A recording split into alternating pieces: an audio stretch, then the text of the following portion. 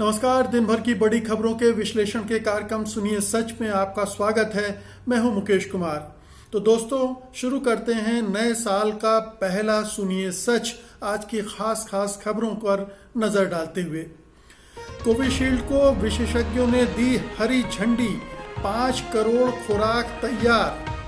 Andhra high court ने कहा न्यायाधीशों के तबादले से रेड्डी को हुआ फायदा। किसान का सुसाइड नोट, शिवराज सरकार मेरे अंग बेचकर बकाया ले ले। 9वें महीने भी कोर इंडस्ट्री में सुस्ती, नवंबर में 2.6% की निगेटिव ग्रोथ। हिंदू मंदिर में तोड़फोड़ पर पाक सुप्रीम कोर्ट का कड़ा रवैया, 26 गिरफ्तार।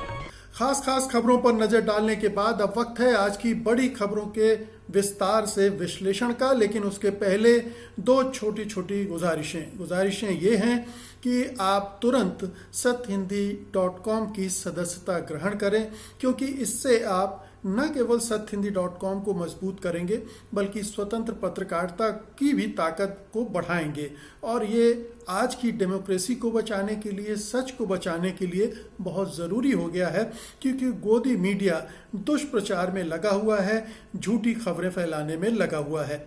हमें उम्मीद है कि आप ऐसा ज़रूर करेंगे और इसके लिए आपको इस वीडियो के साथ दिए गए डिस्क्रिप्शन में जाना होगा। उसमें एक लिंक है, उसको क्लिक करेंगे तो आपको सदस्यता योजना का पूरा ब्यौरा मिल जाएगा और आप उसमें से अपने लिए मनचाही सदस्यता चुन सकेंगे। हमारी दूसरी गुजारिश ये है कि सत्यहिंदी.com के ऐप को आप तुरंत डाउनलोड करें।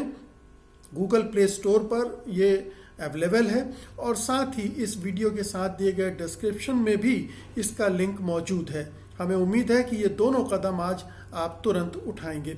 तो आइए अब सिलसिला शुरू करते हैं नए साल के पहले बुलेटिन का, और ये एक अच्छी खबर से इसका आगाज हो रहा है। हम सब इंतजार कर रहे हैं कि कोरोना वैक्सीन आए तो कोरोना से निजात मिले, और आज एक वैक्सीन को भारत सरकार के विशेषज्ञों ने हरी झंडी दे दी है।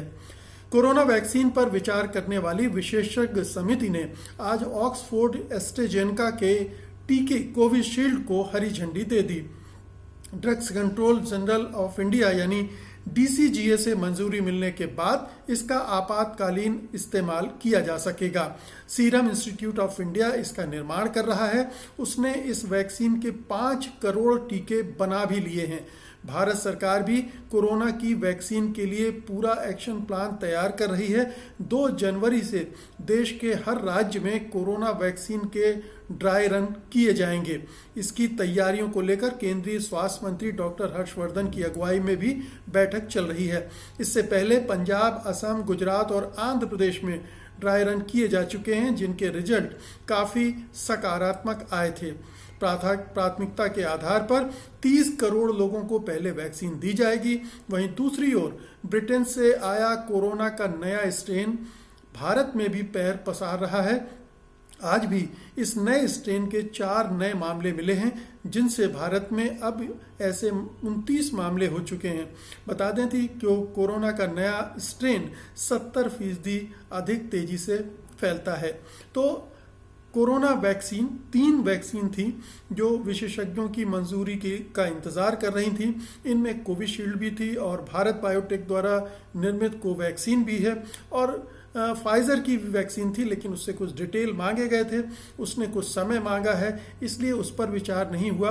आज इन दोनों वैक्सीन पर विचार हुआ और कोविशील्ड को, जिसको कि ब्रिटेन में पहले ही मंजूरी मिल चुकी है, भारत के विशेषज्ञों ने भी हरी झंडी दे दी। और अब जो drugs controller general of India है वो इसको एक बार मंजूरी दे देगा, तो इस पर धड़ल्ले से वैक्सीनेशन का काम पूरे देश में शुरू हो जाएगा। टारगेट है कि अगले 6 महीनों में करीब 30 करोड़ लोगों को ये वैक्सीन दे दी जाए। और सबसे पहले जाहिर है कि फ्रंटलाइन वर्कर्स को जाएगा, जिसमें डॉक्टर, नर्सेज, मेडिकल कर्मी हैं और साथ ही वो जो सफाई कर्मचारी हैं जिन्होंने जान जोखिम में लेकर अभी तक मोर्चे पर डटे हुए हैं, उन सबको पहले मिलेगी।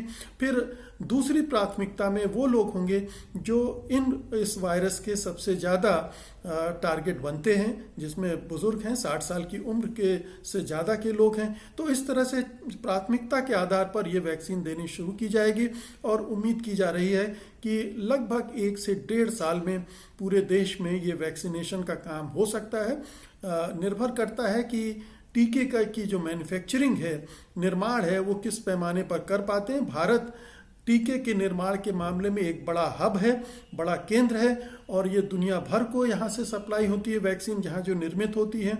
इसलिए इस मामले में भले ही भारत रिसर्च में उतना आगे ना हो, लेकिन निर्माण कार्य में ये महत्वपूर्ण काम वो कर सकता है। इसलिए उम्मीद की जा रही है कि भारत में ये वैक्सीनेशन और उसकी तैयारियां बड़े स्तर पर कर ली गई हैं और मोटे तौर पर ये माना जा रहा है कि इसमें कोई चैलेंजेस तो निश्चित रूप से होंगे, चुनौतियां निश्चित रूप से होंगी, लेकिन एक स्मूथ इसकी शुरुआत हो सकती है। और इसके अगर जितनी ज़्यादा से ज़्यादा वैक्सीन लोगों को लग जाएगी, उतना ही कोरोना के फैलने को रोका जा सकेगा, क्योंकि वो जो साइकिल होता है वो टूटता जाता है एक से दूसरे तक फैलने का, और उससे उसकी रफ्तार में बहुत कमी आती है। तो इससे कंट्रोल किया जा सकेगा। अगली खबर का रुख करते हैं। आंध्र प्रदेश के मुख्यमंत्री जगन मोहन रेड्डी के द्वारा बीते साल अक्टूबर में मुख्य प्रधान न्यायाधीश सुप्रीम कोर्ट के एस.ए. बोबडे को लिखे पत्र के बाद से जारी विवाद अब काफी गंभीर रूप ले चुका है। आंध्र प्रदेश के हाई कोर्ट ने बुधवार को कहा है कि आंध्र प्रदेश और तेलंगाना हाई कोर्ट के मुख्य न्यायाधीशों के तबादलों के कारण 3 बड़े मामलों और मुख्यमंत्री रेड्डी के खिलाफ लंबित सीबीआई के द्वारा दर्ज मामलों की प्रक्रिया में देर होगी और इससे उन्हें अनुचित फायदा होगा। ये बात हाईकोर्ट के जस्टिस राकेश कुमार ने आंध्र प्रदेश सरकार की एक याचिका पर सुनवाई के दौरान कही। जस्टिस राकेश कुमार ने गंभीर टिप्पणियां करते हुए कहा कि आंध्र प्रदेश हाईकोर्ट और सुप्रीम कोर्ट सत्ता में बैठे लोगों के निशाने पर हैं।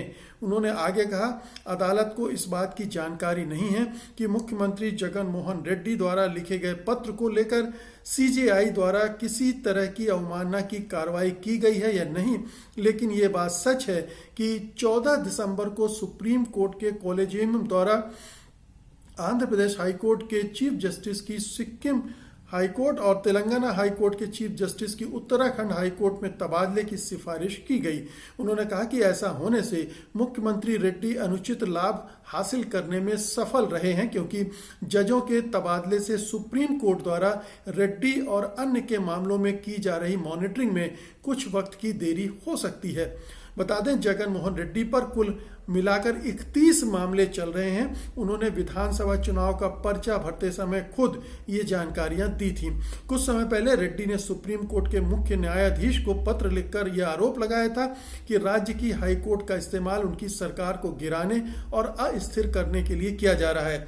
उनके इस पत्र के बाद हाई कोर्ट के चीफ जस्टिस जे.के. माहेश्वरी का सिक्किम हाईकोर्ट में तबादला कर दिया गया था। इसके अलावा तेलंगाना हाईकोर्ट के चीफ जस्टिस राघवेंद्र सिंह चौहान का भी उत्तराखंड हाईकोर्ट में तबादला कर दिया गया था। तो जस्टिस राकेश कुमार ने सीधे तौर पर सुप्रीम कोर्ट को भी कटघरे में खड़ा कर दिया है। केंद्र सरकार भी कटघरे में खड़ी हो गई है, क्योंकि जब आंध्र प्रदेश के मुख्यमंत्री जगन रेड्डी ने सुप्रीम कोर्ट के मुख्य न्यायाधीश को पत्र लिखा था और एक न्यायाधीश जो कि अगले मुख्य न्यायाधीश बनने वाले, प्रधान न्यायाधीश बनने वाले हैं सुप्रीम कोर्ट के, उनके खिलाफ कुछ आरोप लगाए थे और ये माना जा रहा था कि ये सीधे सीधे एक मुख्यमंत्री द्वारा एक जज की अवमानना का मामला बनता है, क्योंकि इस तरह से पहली बार हुआ था कि किसी ने चिट्ठी लेकर इस तरह के आरोप लगाए हों कि वो आंध्र प्रदेश में, चूंकि उनकी 2 बेटियों पर ये आरोप हैं कि उन्होंने ज़मीन के मामले में कुछ गड़बड़ी की है, इसलिए उनको बचाने के लिए वो आंध्र प्रदेश हाई कोर्ट का इस्तेमाल कर रहे हैं और इस तरह के आरोप लगाए थे। उसके बाद उम्मीद की जा रही थी कि सुप्रीम कोर्ट सख्त रवैया लेगा जगन रेड्डी के खिलाफ, लेकिन ऐसा कुछ नहीं हुआ, बल्कि कॉलेजियम की बैठक में दोनों जो आंध्र प्रदेश और तेलंगाना हाई कोर्ट के चीफ जस्टिस थे उनका ट्रांसफर कर दिया गया। और ये माना जा रहा है कि ये केंद्र सरकार के इन्फ्लुएंस में किया गया है, उसके प्रभाव में किया गया है, क्योंकि जगन रेड्डी केंद्र सरकार, मोदी सरकार को समर्थन भी दे रहे हैं और उनसे बातचीत के बाद ही, उनसे मुलाकात के बाद ही उन्होंने ये चिट्ठी लिखी थी और उसको सार्वजनिक भी किया था। तो इस तरह से ये साफ मामला दिख रहा है कि कहीं ना कहीं जो आंध्र प्रदेश हाई कोर्ट में परिवर्तन किए गए हैं उसमें कोई राजनीतिक प्रभाव है और उसका राजनीतिक एजेंडा भी है। और अब अगली खबर लेते हैं। मध्य प्रदेश के छतरपुर जिले में बिजली का बकाया बिल नहीं चुकाए जाने पर कुर्की की कार्रवाई से आहत एक युवा किसान ने फांसी लगाकर आत्महत्या कर ली। किसान ने अपने सुसाइड नोट में लिखा है, मरने के बाद उसका शव सरकार को सौंप दिया जाए ताकि वो उसके शरीर के अंगों को बेचकर बिजली के बिल का बकाया 88,000 रुपए चुका ले। शिवराज सरकार ने मामले की जांच के आदेश दिए हैं। घटना छतरपुर जिले के मातगुआ कस्बे की है।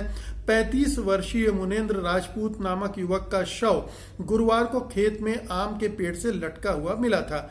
मुनेंद्र चक्की भी चलाता था। मृतक के पास से 3 पेजों का सुसाइड नोट भी मिला जिसमें उसने अपनी तमाम परेशानियों का जिक्र किया है। कोरोना के बाद लगे लॉकडाउन का विशेष जिक्र है। नोट में उसने कहा है, लॉकडाउन के बाद से काम ठप था। एक भैंस की करंट लगने से मौत हो गई, 3 भैंसें चोरी हो गईं। खेती से कोई आमदनी नहीं होने की वजह से बिजली का बकाया बिल नहीं चुका पा रहा हूं। बताया गया है कि मुनेंद्र पर साल 2018 से बिजली का बिल बकाया था। कई बार नोटिस के बाद भी वो बिल नहीं चुका पा रहा था।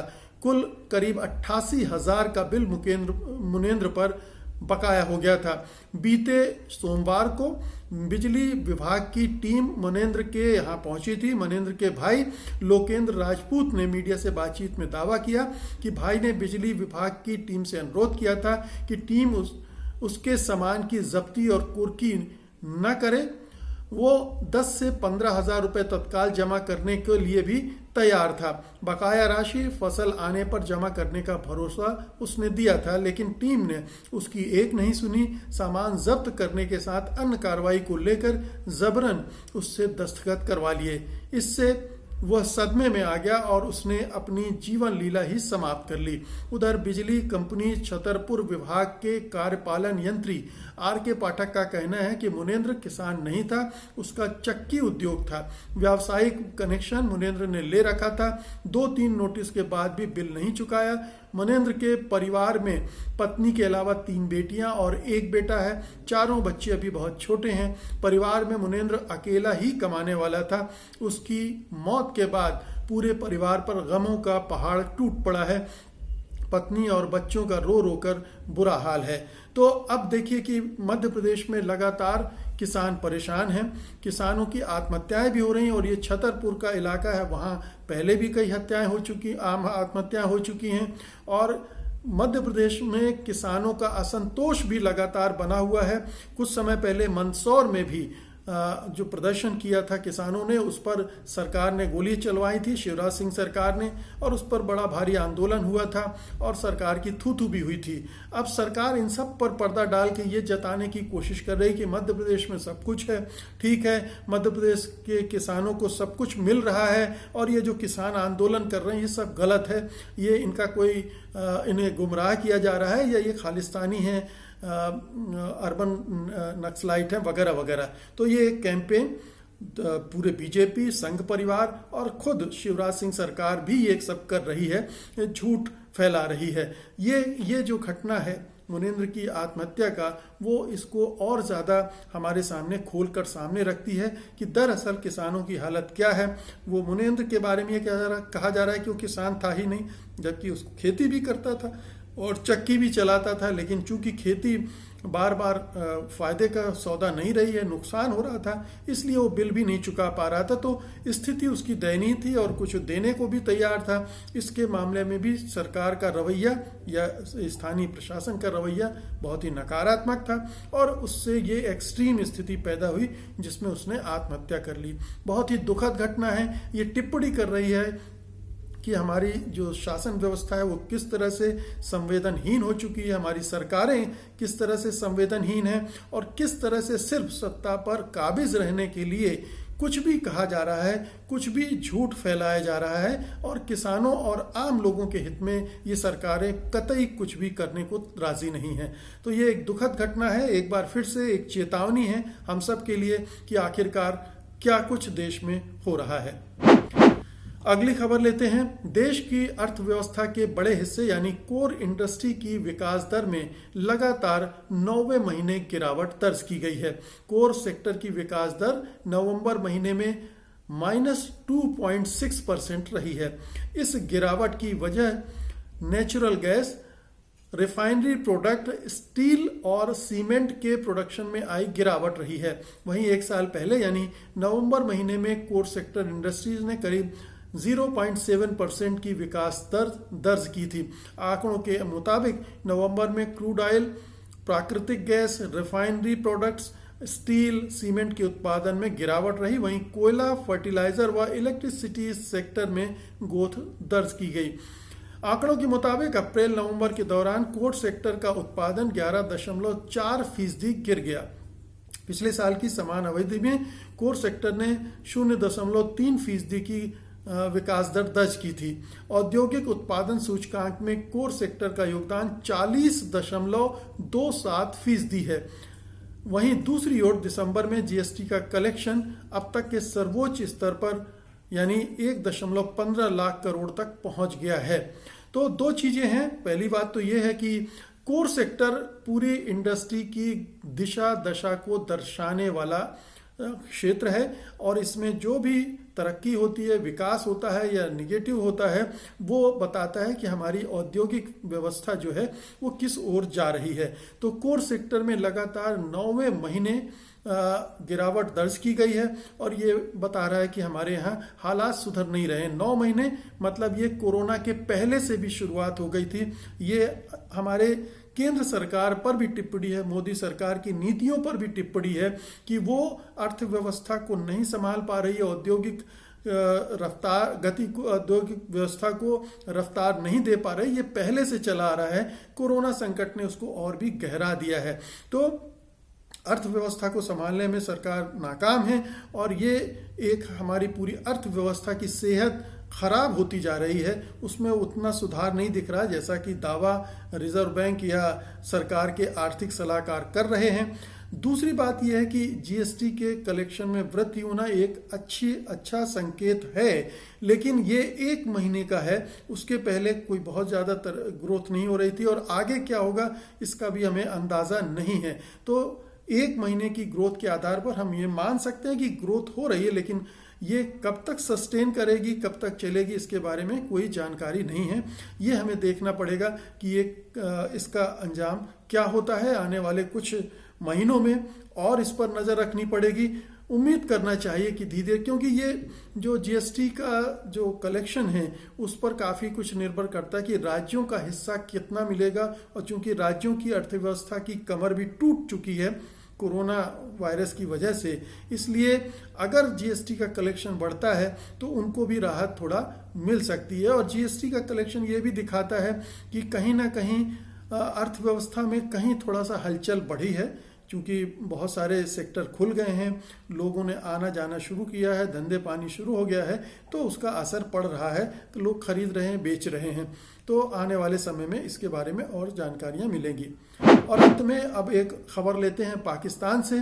पाकिस्तान के खैबर पख्तूनख्वा प्रांत में एक मौलवी के नेतृत्व में कट्टरपंथियों के हिंदू मंदिर को आग लगाने और उसे तोड़ने के मामले में पुलिस ने 26 लोगों को गिरफ्तार किया है। इस हमले के सिलसिले में पुलिस ने रात भर कई जगह छापे मारे और गिरफ्तारियां की। इस बीच पाकिस्तान के सुप्रीम कोर्ट ने भी मंदिर को तोड़े जाने का संज्ञान लिया है और 5 जनवरी को इस मामले में सुनवाई करेगा।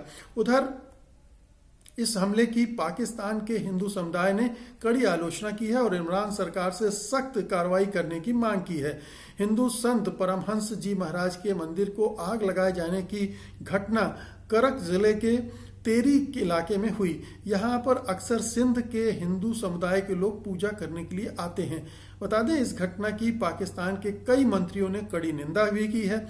तोड़फोड़ की घटना की पाकिस्तान के कई मंत्रियों ने निंदा की है। पाकिस्तान के विज्ञान एवं तकनीक मंत्री चौधरी फवाद हुसैन ने इस मंदिर में आग लगाए जाने की निंदा करते हुए कहा कि करक में हिंदू समाधि में आग लगाने की घटना अल्पसंख्यक विरोधी मानसिकता की पहचान है। समस्या यह है कि सेना आतंकवाद से लड़ सकती है, लेकिन अतिवाद से लड़ने का काम सिविल सोसाइटी का है। पाकिस्तान की मानवाधिकार मंत्री शिरीन मजारी ने भी इसकी निंदा की है। वहां की सरकार को चाहिए कि पूरे मामले में दोषियों को सजा दे। हम भी इस मामले को देख रहे हैं। सरकार में होने के नाते हमारा फर्ज है कि हम अपने नागरिकों और उनके पूजा स्थलों की सुरक्षा को सुनिश्चित करें। पाकिस्तान की मानवाधिकार मंत्री शिरीन मजारी ने कहा है कि वहां की सरकार दोषियों को सजा दे। हालांकि अब यह कहते हुए बड़ा अजीब सा लग रहा है कि भारत को इससे पाकिस्तान को से सीखने की जरूरत है। दरअसल भारत और पाकिस्तान में चीजें कुछ उलट पुलट हो रही हैं। पाकिस्तान पहले कट्टरपंथियों का गढ़ बना हुआ था, आतंकवाद का गढ़ बना हुआ था और करीब 20, 22, 25 साल उसने उसको भोगता है और अब वो उससे निकलना चाहता है। इसलिए जब भी इस तरह की घटनाएं होती हैं तो अब दूसरे तरह की प्रतिक्रियाएं होती हैं। अब उनकी मजम्मत की जाती है, उनकी आलोचना की जाती है, उन पर कार्रवाई करने की मांग होती है। इस तरह की घटनाओं को अंजाम देने वालों पर, आतंकवादियों पर, तो एक दूसरे तरह की वहां पर जागरूकता पैदा हुई है इतना भुगत लेने के बाद। और हिंदुस्तान में अब इस तरह की कार्रवाइयां बढ़ रही हैं, अल्पसंख्यकों को टारगेट करने की, उनके धर्म को टारगेट करने की, उनके रहन सहन खान पान को टारगेट करने की। और औरों को तो छोड़ दीजिए, केंद्रीय मंत्री और मुख्यमंत्री और राज्यों के मंत्री तक ऐसे बयान देते हैं जो कि बहुत भड़काऊ किस्म के होते हैं और आग लगाने वाले होते हैं। तो एक दूसरी दिशा में हिंदुस्तान, मतलब आप कह सकते हैं कि हिंदुस्तान पुराना पाकिस्तान बनने की कोशिश कर रहा है और पाकिस्तान हिंदुस्तान जैसा बनने की कोशिश कर रहा है। तो ये अंतर्राष्ट्रीय राजनीति में होता रहता है, देखने को मिलता है कि जब तक चोट नहीं लगती है तब तक समझ में नहीं आती। तो हिंदुस्तान लगता है कि अपने उस दौर से गुजर रहा है जहां उसे अभी सबक नए सीखने हैं। और ये जो हिंदू बहुसंख्यकवाद हमारे यहाँ चल रहा है, जिसमें वो वर्चस्ववाद की ध्वनि सुनाई दे रही है, ये खतरनाक दिशा में ले जा रहा है। जैसा कि पाकिस्तान में हुआ था, वहाँ भी आपको मालूम है कि सुन्नियों की बहुतायत है, उन्होंने शियाओं को दबाया, हिंदुओं को दबाया और वहाँ ईसाइयों को भी दबाया। और अब ये जागृति आ रही है कि ऐसा नहीं होना चाहिए और हमारे यहाँ ठीक उल्टा हो रहा है। तो बहरहाल देखते हैं कि कब हमारे हिंदुस्तानियों को ये अकल आती है, जल्दी सीख लेते हैं, या वो पूरा 10-15 साल का जो तजुर्बा है पाकिस्तान का, उससे गुजरने, नुकसान उठाने, देश की छवि को बर्बाद करने, समाज को बर्बाद करने, बिखराव तक जाने तक पहुंचेगा, तब सीखेगा या पहले सीख लेता है। तो दोस्तों, ये था आज का सुनिए सच। उम्मीद है कि आप इस वीडियो को लाइक करेंगे और शेयर करेंगे। और जिन्होंने अभी तक सत्यहिंदी.com को सब्सक्राइब नहीं किया है या सदस्य नहीं बने हैं या उसका ऐप डाउनलोड नहीं किया, उनसे निवेदन है कि वो फौरन ऐसा कर लें। अब मुझे अनुमति दीजिए, लेकिन जाते जाते एक बार फिर से नव वर्ष की आप सभी को हार्दिक शुभकामनाएं। नमस्कार। सत्य हिंदी का ऐप डाउनलोड करें गूगल प्ले स्टोर पर।